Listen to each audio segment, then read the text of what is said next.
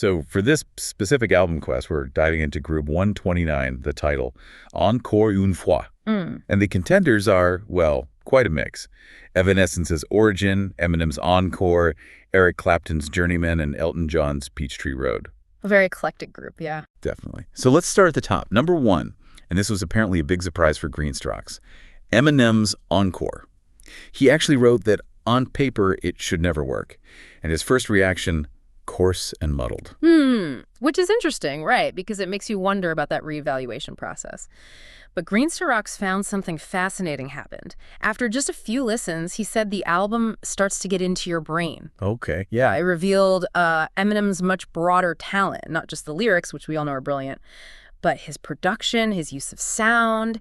He mentioned subtle musical excellence. Subtle excellence from something initially called muddled. Exactly. Yeah. He pointed to tracks like Yellow Brick Road and like Toy Soldiers as examples where that depth starts to show through. It suggests maybe some albums need that extra time, that focused listening to really click. Yeah, makes sense. And the praise didn't stop there. He called tracks like Rain Man, Just Lose It, and even the slightly chilling Evil Deeds. He called them catchy as hell, lyrically brilliant, and said they took music in a new direction. High praise after that initial reaction. Quite a turnaround. Okay, so from the surprise winner, let's go to second place. That went to Elton John's Peachtree Road.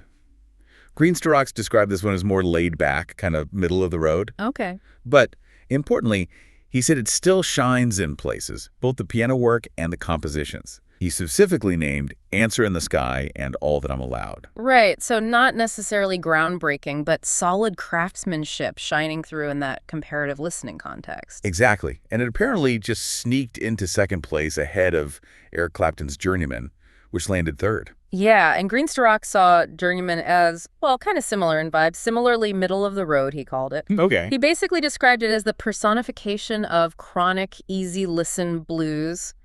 You know, pleasant enough, but it just doesn't grab you in the same way, maybe lacks those standout moments that Elton's album had. So pleasant, but not compelling enough in a direct face-off. Pretty much. It didn't have that little extra something that Peachtree Road offered in specific tracks, according to the ranking. Gotcha. And that leaves fourth place, which went to Evanescence's Origin.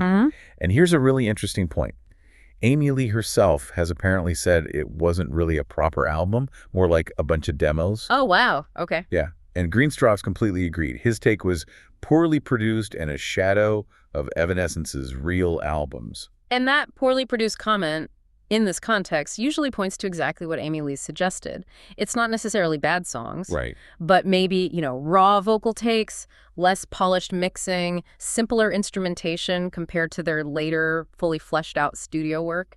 It makes it hard for it to compete sonically against polished albums. Especially in a back-to-back listening test like this one. Definitely. The lack of polish really stands out then. Okay, so let's quickly recap the final rankings for Group 129 then. Sure. It was. First place, Eminem's Encore.